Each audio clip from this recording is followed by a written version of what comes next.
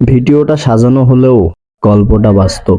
গল্পটা ছিল আমার একটা বন্ধুকে নিয়ে। হঠাৎ করে আমার বন্ধুটা অসুস্থ হয়ে যায়।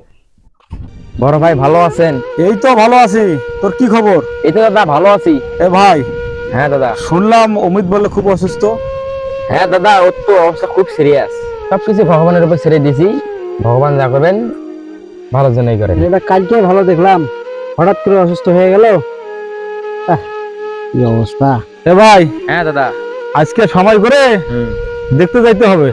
ঠিক আছে দাদা। ছেলেটার কি অবস্থা সামনাসামনি না গেলে বোঝা যাবে না। দাদা আজকে বিকেলার সময় ওর সঙ্গে দেখা। মামা মামা, হ্যাঁ কি হয়েছে, কি হয়েছে?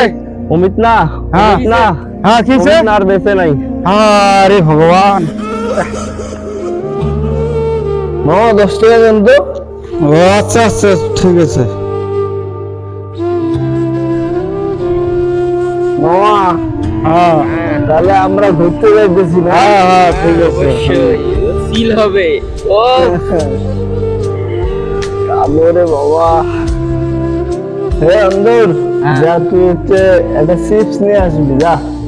10 টাকা দিয়ে যা। ঠিক আছে। তাড়াতাড়ি আসিস, হ্যাঁ? অনেকদিন হয়ে গেল অমিতের সাথে দেখা হয় না, আর কোনোদিনও দেখা হবে না। ছেলেটা অনেক ভালো ছিল। কার মৃত্যু কিভাবে লেখা আছে ভগবান জানে। ওর স্মৃতিগুলো নিয়েই বাঁচতে হবে। এই পৃথিবীতে কেউ সারা জীবন বেঁচে থাকে না। সবাইকে একদিন না একদিন মরতে হবে। হয়তো একদিন আগে মরতে হবে, নয়তো একদিন পরে মরতে হবে। কিন্তু তারপরেও স্মৃতিগুলো তো ভোলা যায় না। কিছু মানুষ আমাদের জীবন থেকে চলে গেলেও তার স্মৃতিগুলো রয়ে যায়, যেগুলো কখনো ভোলা যায় না।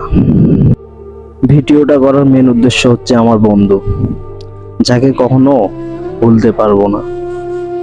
হয়তো সারা জীবন সে বেঁচে থাকবে না, কিন্তু তার স্মৃতিগুলো কখনোই ভুলতে পারবো না।